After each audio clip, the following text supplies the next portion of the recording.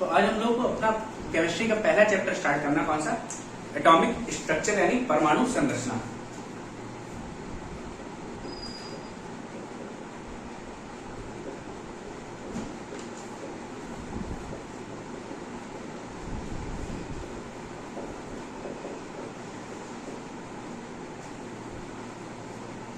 परमाणु संरचना के बारे में बात करनी है तो बेसिकली हमें किसकी बात करनी पड़ेगी, सबसे पहले सबसे छोटी यूनिट की बात करनी पड़ेगी। और सबसे छोटी यूनिट कौन सी थी, एटम यानी परमाणु।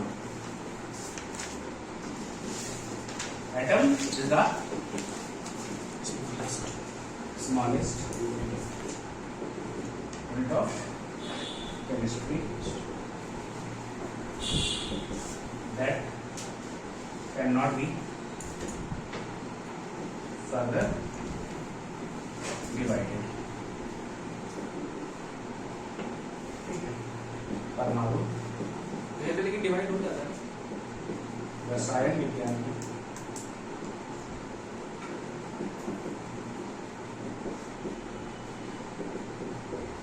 सबसे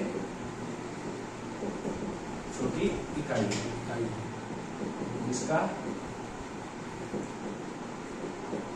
विभाजन नहीं किया जा सकता। ये बात किसने कही, ये बात कही डाल्टन ने कही। तो यही एटॉमिक सिद्धांत भी माना गया शुरुआत में। जो बात डाल्टन ने कही कि परमाणु क्या है, सबसे छोटी इकाई है जिसके कोई भी खंड आगे नहीं किए जा सकते, जिसको नहीं तोड़ा जा सकता है। लेकिन उनकी ये बात गलत हो गई। क्यों, उसमें आगे चल के एटम के सब पार्टिकल्स होने गए। सब पार्टिकल्स, सब पार्ट्स यानी उप भाग हो जाएगा। कौन कौन से, एक इलेक्ट्रॉन, प्रोटॉन एंड न्यूट्रॉन। ये तीन अलग अलग पार्ट खोजे। इसमें भी ये प्रोटॉन और न्यूट्रॉन है, ये किसके बने होते हैं, ये बने होते हैं down quark and up quark. जिसने बीएससी एससी किया होगा उसने ये पढ़ा होगा। अल्फा पार्टिकल के एमिशन, ठीक है। तो क्या डाउन क्वार्क और अप क्वार्क के बने होते हैं इलेक्ट्रॉन और प्रोटॉन, नहीं सॉरी प्रोटॉन और न्यूट्रॉन। कोई दिक्कत क्या है, इसके सब पार्ट कौन कौन से थे, इलेक्ट्रॉन, प्रोटॉन एंड न्यूट्रॉन। कोई दिक्कत यहाँ पे। जब एटम की खोज की गई तो एटम का स्ट्रक्चर कुछ इस तरीके से बना। बीच में क्या होता है, इसमें न्यूक्लियस, और न्यूक्लियस में इसके होंगे क्या, प्रोटॉन प्लस न्यूट्रॉन। दोनों कहां होते हैं, न्यूक्लियस में होते हैं। और इसके चारों तरफ क्या होती हैं, कक्षाएं यानी सेल्स होती हैं।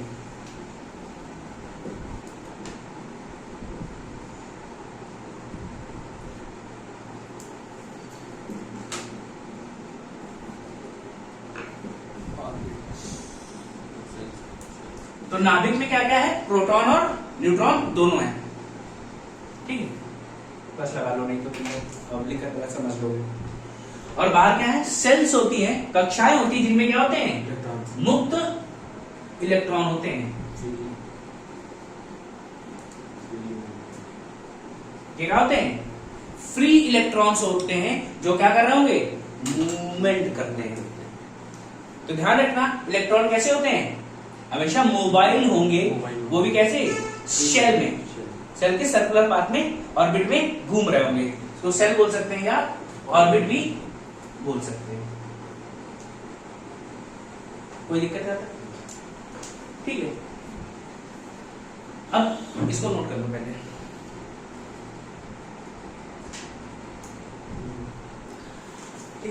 अब इसके बाद बात करते हैं, जब भी कोई रिएक्शन हो रही होती है, जब भी कोई रिएक्शन होगी तो उसमें क्या, ये इलेक्ट्रॉन्स पार्टिसिपेट करते हैं। और कौन से इलेक्ट्रॉन पार्टिसिपेट करते हैं, जो सबसे आखिरी कक्षा में होंगे, लास्ट ऑफ, जो अंतिम आउटर मोस्ट ऑर्बिट में होंगे, वो क्या करते हैं, किसी भी रिएक्शन में पार्टिसिपेट करते हैं। और इन इलेक्ट्रॉन्स को कहते हैं हम लोग वैलेंस सेल, वैलेंस इलेक्ट्रॉन।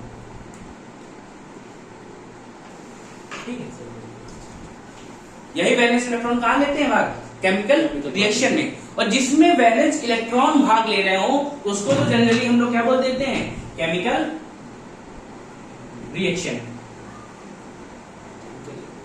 लेकिन जब कभी तुम न्यूक्लियस भाग लेने लगे किसी रिएक्शन में, क्या?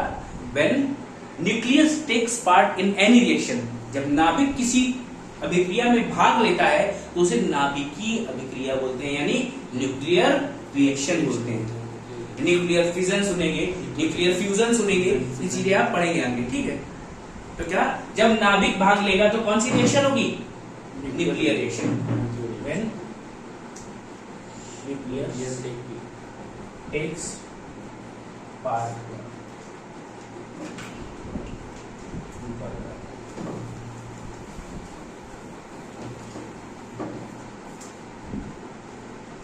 जब अंतिम कक्षा के इलेक्ट्रॉन रिएक्शन में भाग लेते हैं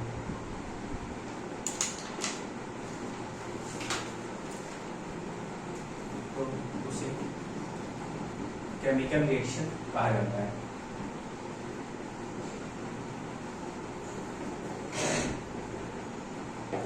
कोई दिक्कत क्या होगा? और इन इलेक्ट्रॉन्स को वैलेंस इलेक्ट्रॉन कहा जाता है। ये तो पहली बात होगी। दूसरी बात क्या है?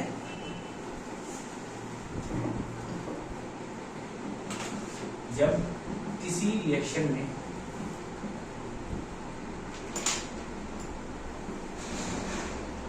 न्यूक्लियस या नाभिक भाग लेता है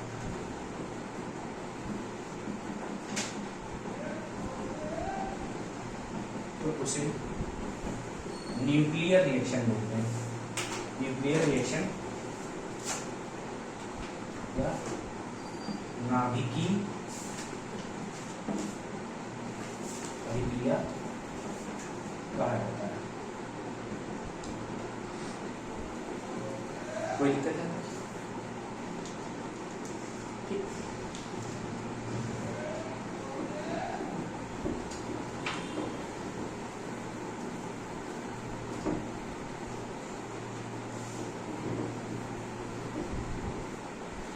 अब इसके बाद बात करते हैं इलेक्ट्रॉन, प्रोटॉन एंड न्यूट्रॉन।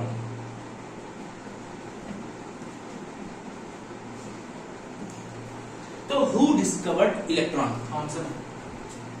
एक आपने सुना होगा, इट पर ना, ई यानी इलेक्ट्रॉन, टी मतलब थॉमसन, ठीक है? इट पर ठीक है, इतना कर लेते हैं। इट में यहाँ ई क्या है? इलेक्ट्रॉन है। डिस्कवरी किसने की? Thomson, J Thomson. फिर प्रोटॉन की बात करें। प्रोटॉन की डिस्कवरी किसने की? रदरफोर्ड ने। पी से यहां प्रोटॉन। और कहते हैं कि प्रोटॉन की खोज तो गोल्डस्टीन ने की थी, ठीक है, लेकिन इसका नामकरण किसने किया? रदरफोर्ड ने किया। इसलिए इसका खोज करना किसे माना जाता है? रदरफोर्ड को माना जाता है। तो कभी गोल्डस्टीन लिख के आ जाए तो ध्यान रखना इस चीज को, गोल्डस्टीन असली खोज करता है। नामकरण किसने किया है? रदरफोर्ड ने।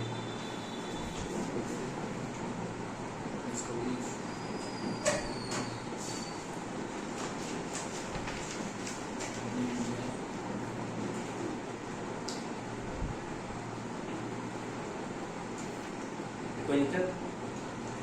फिर न्यूट्रॉन, यहां पे एन क्या है? न्यूट्रॉन है। और न्यूट्रॉन की खोज किसने की?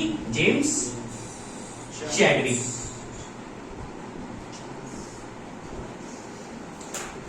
जेम्स चैडविक ने किया, ठीक है, याद रखना। अच्छा, इन पे चार्ज की बात कर रहे हैं तो चार्ज किस पे क्या होता है? इलेक्ट्रॉन पे नेगेटिव, इलेक्ट्रॉन पे हमेशा नेगेटिव चार्ज होता है, प्रोटॉन पे पॉजिटिव, पॉजिटिव, न्यूट्रॉन पे न्यूट्रल। न्यूट्रल। कुछ भी चार्ज नहीं होगा। यानी कि वैल्यू की बात करें तो इलेक्ट्रॉन की चार्ज वैल्यू क्या होती है 1.6 into 10 to the power -31 -19 coulomb.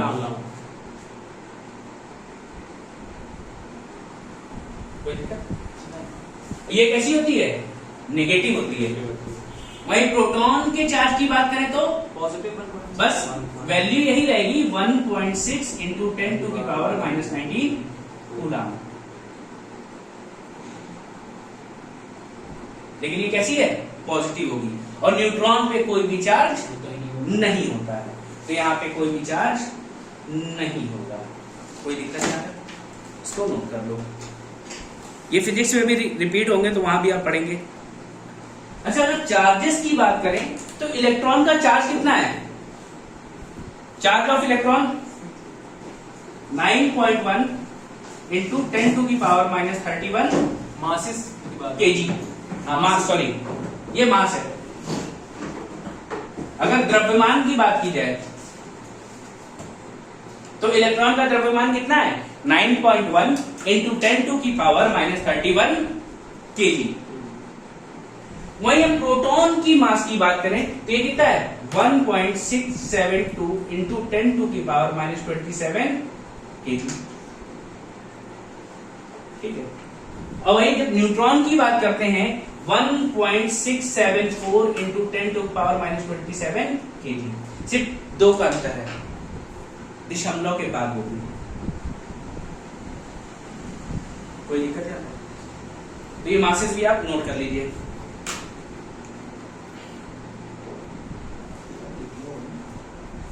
ये अभी यार नोट हो गया ना? हाँ। देखो, इलेक्ट्रॉन की खोज किसने की? जे थॉमसन ने। प्रोटॉन की खोज की बात करें तो गोल्डस्टीन की थी, नामकरण रदरफोर्ड ने किया था। फिर न्यूट्रॉन की बात करें, न्यूट्रॉन की खोज की जेम्स चैडविक ने। इसके चार्ज की बात की जाए तो इलेक्ट्रॉन का चार्ज है नेगेटिव है 1.6 10 टू पावर -19 कूलम, और प्रोटॉन की चार्ज की बात करें तो पॉजिटिव है 1.6 इंटू 10 टू पावर -19 कूलम। ठीक है। वही हम बात करते हैं मासेस यानी द्रव्यमान की, तो इलेक्ट्रॉन का द्रव्यमान कितना है 9.1 into 10 to power -31 kg. Proton का 1.672 इंटू 10 टू पावर -27 केजी। वही न्यूट्रॉन का 1.674 इंटू 10 टू पावर -27 केजी। कोई दिक्कत नहीं?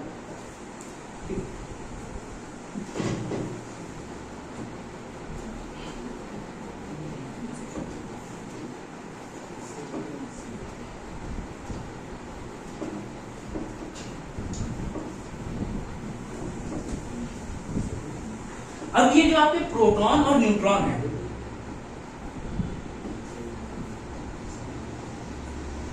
Are made of quarks.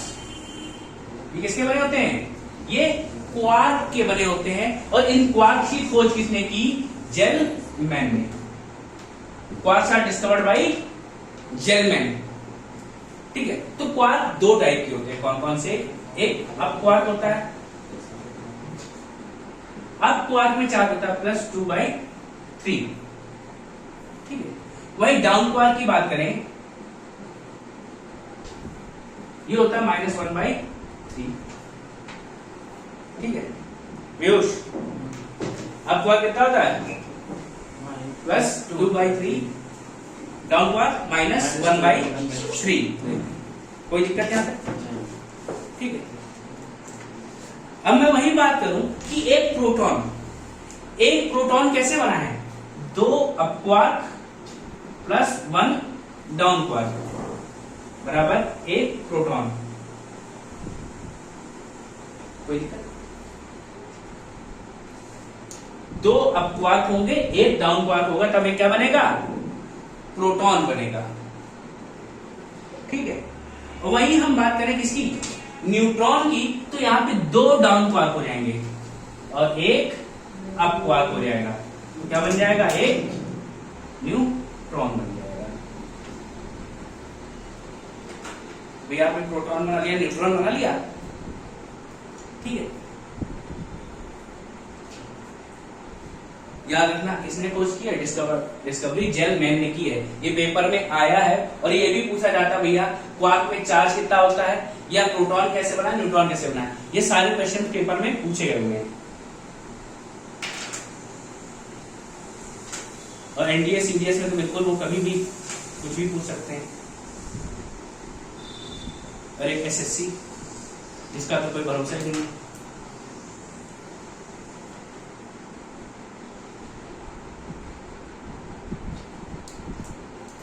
ये हो गया। फिर इसके बाद हम बात करें इसकी न्यूक्लियस की। तो न्यूक्लियस की खोज किसने की थी? Nucleus was discovered by Rutherford, ऐसा कहा जाता है, ठीक है। और के एक एक्सपेरिमेंट किया था इन्होंने। कौन सा एक्सपेरिमेंट किया था? अल्फा पार्टिकल बम्बार्डमेंट एक्सपेरिमेंट किया था ना। इन्होंने क्या किया, एक गोल्ड की फॉइल ली और उसपे क्या किया, अल्फा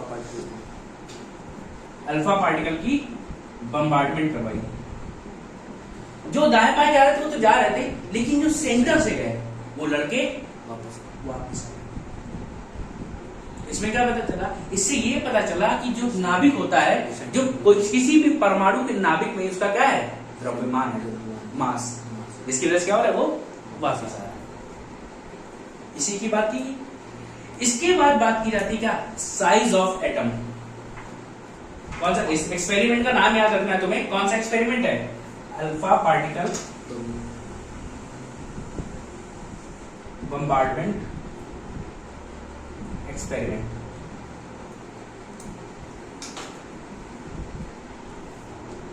ठीक है, यहां तक कोई दिक्कत है? कौन सा एक्सपेरिमेंट है? अल्फा पार्टिकल बम्बार्डमेंट एक्सपेरिमेंट है। अब इसके बाद बात करते हैं साइज ऑफ न्यूक्लियस। तो न्यूक्लियस का साइज, या कभी कभी दे देता है रेडियस ऑफ न्यूक्लियस। तो याद रखना कितना है, 10 टू की पावर माइनस 15। और 10 टू की पावर माइनस 15 को क्या लिखा जाता है, 1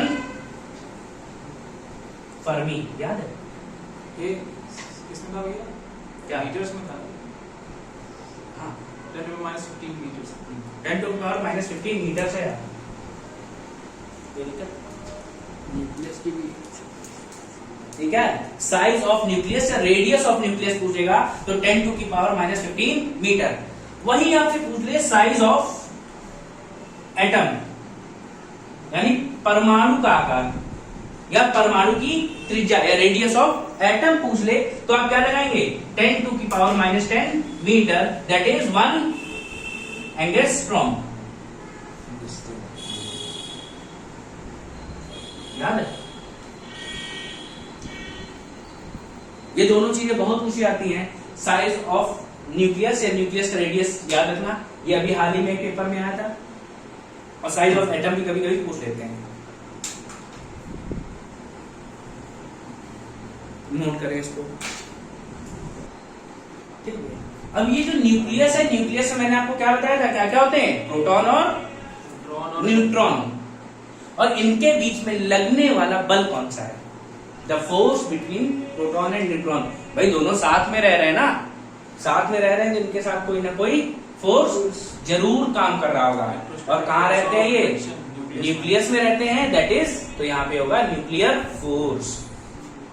तो लिख लो भैया, प्रोटॉन और न्यूट्रॉन के बीच में नाभिकीय बल यानी न्यूक्लियर फोर्स होता है।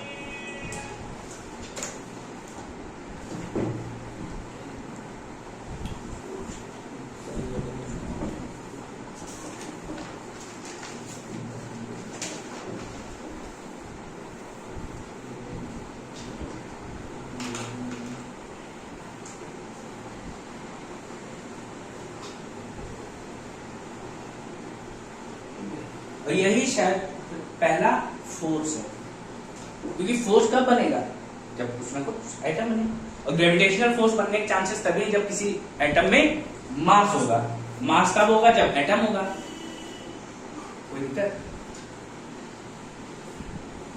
तो इसके बाद आगे बात करते हैं, हमने क्या पढ़ा। अच्छा, एसआई यूनिट ऑफ अगर आपसे पूछ ले किसकी, रेडियस ऑफ न्यूक्लियस, तो क्या होगी, फर्मी। और SI unit of atom, angstrom. याद रखना। SI unit of radius of, लिख लो यहीं पे क्या, SI unit of radius of nucleus, तो फर्मी, और SI unit of radius of atom, भैया एंगस्ट्रॉम। अब भैया हमें क्या पढ़ाया जाता है, हमने इतनी सारी बातें पढ़ी, क्या इलेक्ट्रॉनिक कॉन्फ़िगरेशन पढ़ने के लिए, इलेक्ट्रॉनिक कॉन्फ़िगरेशन पढ़ने के लिए पढ़ी, तो हमने पहले क्या मिला, हमें 2D मॉडल दिया गया, कौन सा 2D स्ट्रक्चर दिया गया। 2D स्ट्रक्चर में क्या होता है, बीच में न्यूक्लियस होगा और न्यूक्लियस के चारों तरफ सेल्स होती है।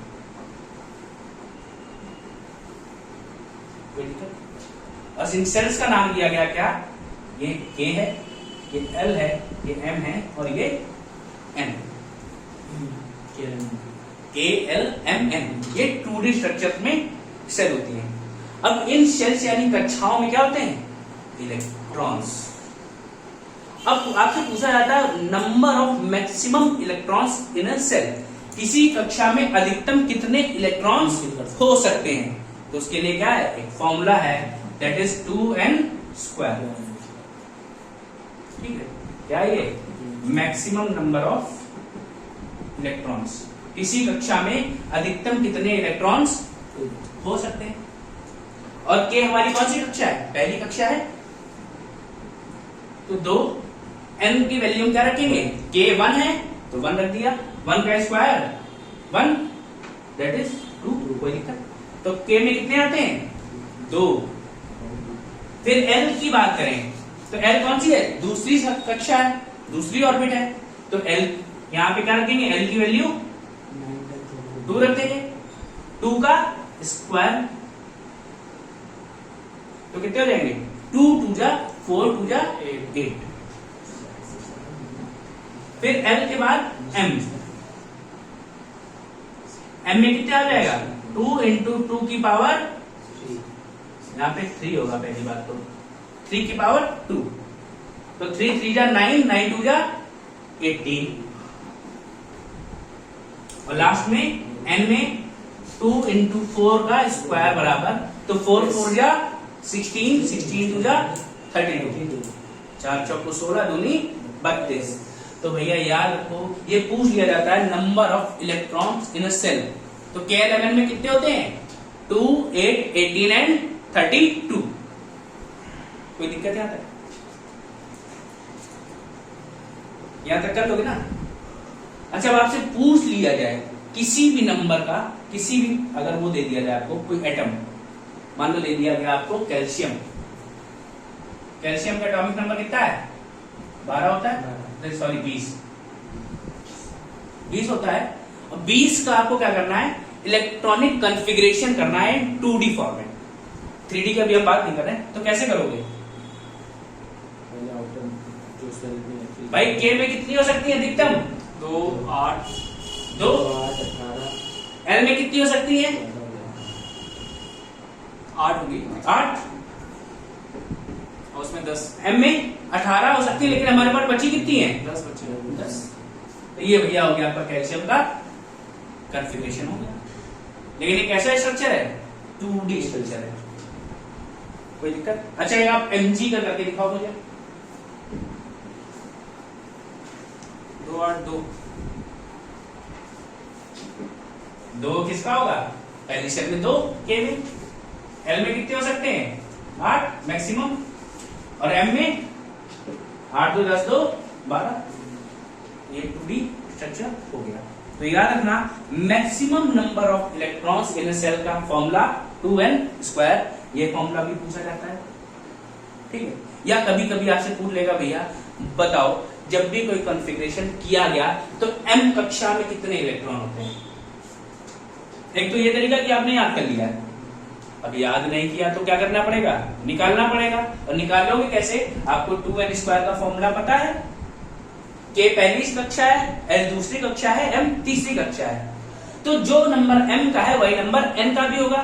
M कितना है, 3, थर्ड ऑर्बिट है, तो n की वैल्यू हमने 3 रखी, रख दी। n का स्क्वायर किया 9, 2 से गुणा किया 18, तो m में कितने हो जाएंगे 18 इलेक्ट्रॉन्स रखे जा सकते। ठीक है, ये बात कंप्लीट हो गई, नोट कर लो।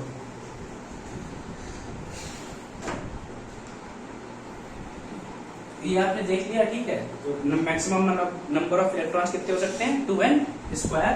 k l m n अलग अलग शेल्स होती हैं, जिनका कॉन्फ़िगरेशन क्या हो सकता है 2 8 18 32।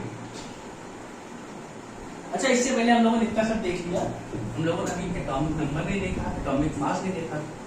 ये भी देखना जरूरी है, क्योंकि पीरियोडिक टेबल आपने अभी पढ़ी नहीं है।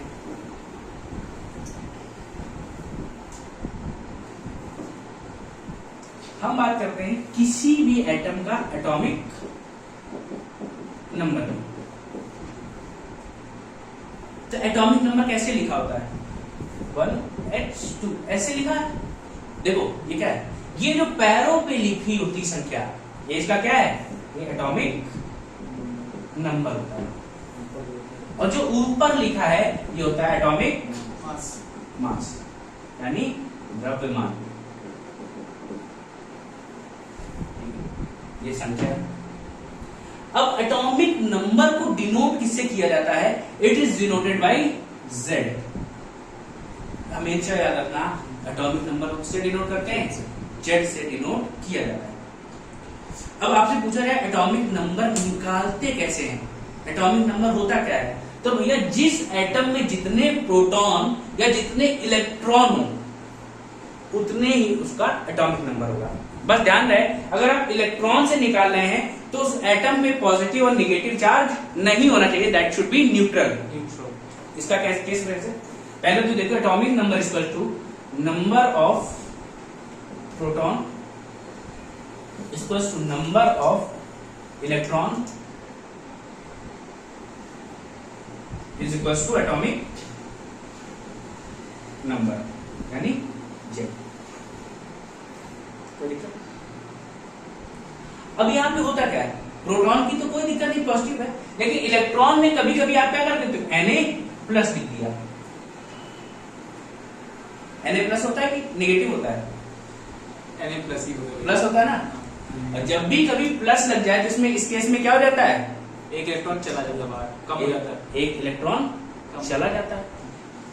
तो एक इलेक्ट्रॉन चला गया, तो यहाँ पे भैया इलेक्ट्रॉन की संख्या वैसे तो 11 थी, लेकिन एक उसने दे दिया 10। अब आपका ये एटॉमिक नंबर नहीं होगा।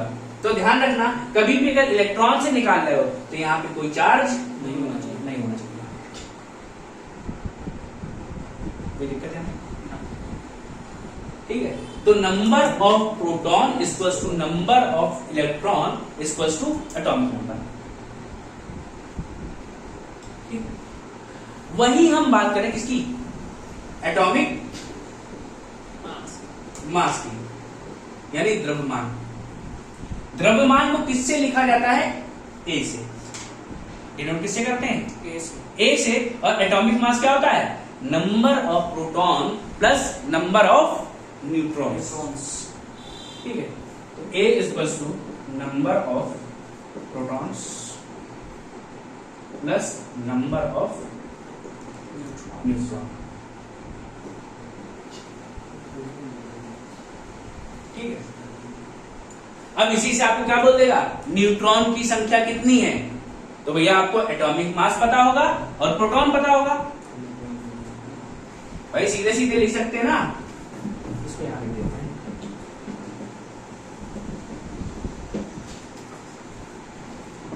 अगर आपको न्यूट्रॉन की संख्या पता लगानी है तो क्या लिखोगे, atomic mass minus number of protons.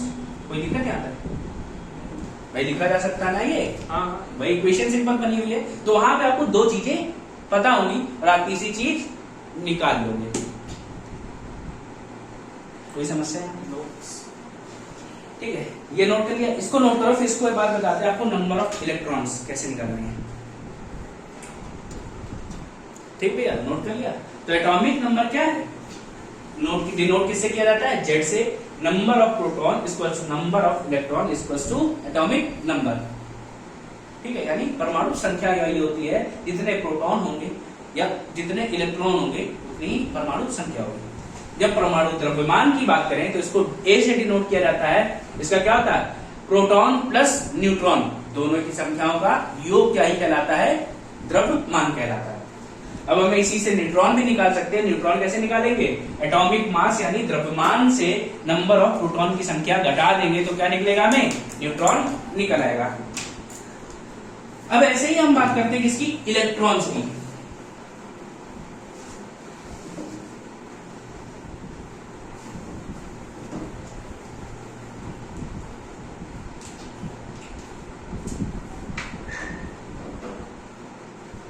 अब आपसे इसमें पूछ लिया जाए, जैसे सोडियम दिया है Na11, सोडियम का एटॉमिक नंबर क्या होता है, 11 होता है। अब आपसे पूछ लिया जाए कि इसमें इलेक्ट्रॉन कितने हैं, Na+ में इलेक्ट्रॉन कितने हैं, तो भैया ये आप दोनों उत्तर कैसे देंगे, दे देंगे। इसमें 10 है, इसमें 11 है। अब देखो भैया, जब भी इसमें क्या, इसमें कोई चार्ज तो है नहीं, तो इसके पास जितने इलेक्ट्रॉन, जितना इसका एटॉमिक नंबर है उतने इसके पास इलेक्ट्रॉन होंगे, ना ही इसने किसी को दिए ना ही किसी से लिए।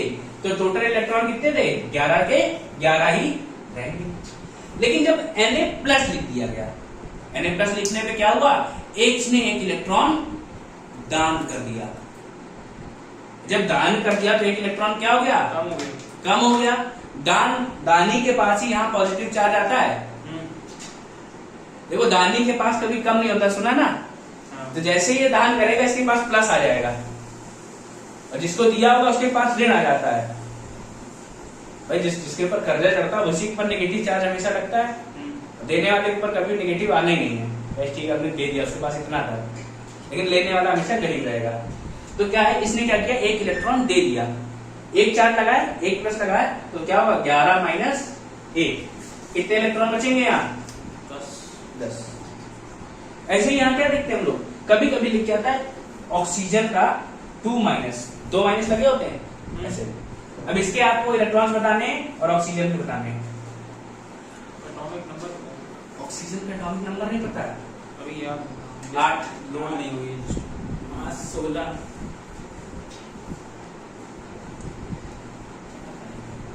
जल्दी बताओ, नहीं तुमको बताएंगे, क्या बताइए क्या।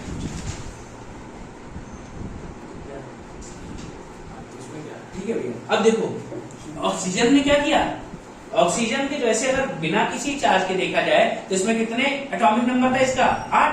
तो जितने एटॉमिक नंबर उतने इसका इलेक्ट्रॉन होंगे, तो 8, कोई दिक्कत नहीं। लेकिन अब उसने पूछ लिया O नेगेटिव, तो भैया नेगेटिव तभी आता है जब इसने किसी से कुछ लिया होगा। ठीक है, एक कर्जदार आदमी था, इसके पास पहले 8 थे, इसे क्या किया, 2 और ले लिए, 2 ले लिए, तो 8 इसके पास पहले से थे प्लस 2। अब इसके पास इलेक्ट्रॉन की संख्या कितनी हो गई, 10। अच्छा, अब आपने ये देखा कि इसमें इलेक्ट्रॉन कितने हैं, 10 Na+ में, और O2- में कितने हैं, 10। और ऐसे एलिमेंट जिनका सेम इलेक्ट्रॉन्स आ रहे हों उनको कहा जाता है आइसो इलेक्ट्रॉनिक।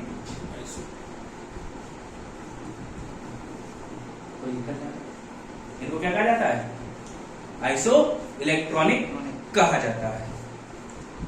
ठीक है, इसी तरीके से एटॉमिक मास देख ले। एटॉमिक मास में क्या होता है, जनरली जो लगता है फॉर्मूला वो क्या होता है, एटॉमिक नंबर का दुगना होता है इन जनरल केसेस। लेकिन हमेशा ये ऐसा नहीं माना जाता। अगर कभी आपसे पूछ लिया जाए तो सारे एटॉमिक नंबर याद करना संभव नहीं होता है। ठीक है, अगर इवन दिया है तो क्या करोगे, इवन दिया है तो डायरेक्ट मल्टीप्लाई बाई 2 कर दोगे, और ऑड दिया है तो क्या करोगे, एटॉमिक नंबर इंटू 2 + 1। ये किसके लिए है, ऑड नंबर के लिए। जिनका एटॉमिक नंबर ऑड हो तो गुणा करेंगे 2 से, 1 ऐड कर देंगे, जिसका एटॉमिक मास अप्रोक्सीमेट आ जाएगा। लेकिन इसमें कुछ एक्सेप्शंस हैं, जैसे नाइट्रोजन,